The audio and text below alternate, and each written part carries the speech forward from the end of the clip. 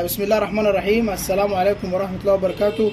أحبائي وأعزائي متابعين قناة المهندس أحمد عاطف السعيدي، أهلا ومرحبا بكم.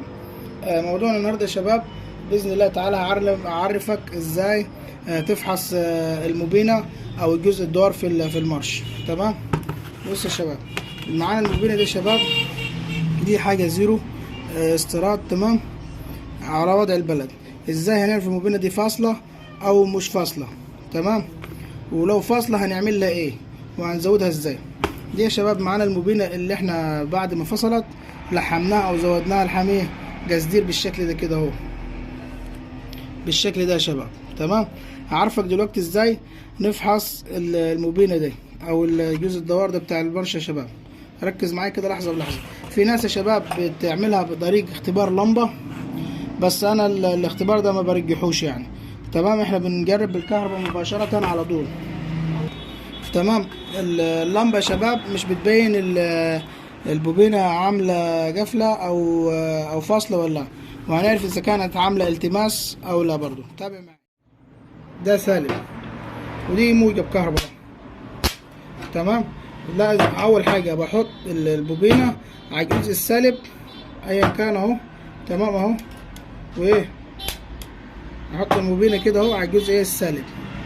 اول حاجه احط الموبينة على الجزء السالب، بعد كده هجرب الحجر بتاعها الكولكتور اهو، مفيش ايه كده، مفيش اي مشكله. لو هنا جابت شرز هيكون الموبينة دي عامله ايه، التماس.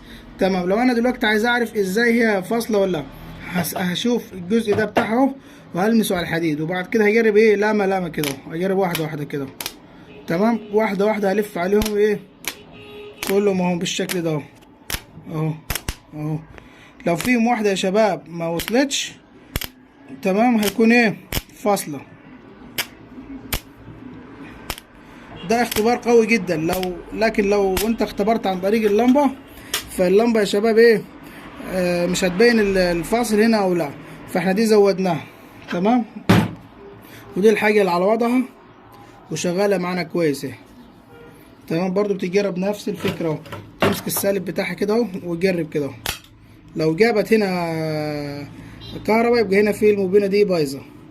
تمام. بعد كده نجرب ايه بالشكل ده اهو، نجرب واحدة واحدة اهو. ممكن نلفها كلها كده ايه تلاقيها شغالة واصلة كده موصلة، مفيش أي حاجة فاصلة.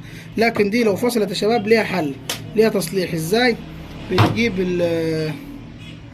الحامل جزدير وبنزودها بالشكل اللي انت شايفه ده اهو معانا.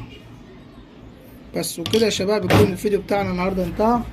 ولو عجبك الفيديو ما تنساش تدعم قناتي باللايك والاشتراك. فخر يقول شكرا والسلام عليكم ورحمة الله وبركاته، وانتظروني في القادم بإذن الله تعالى.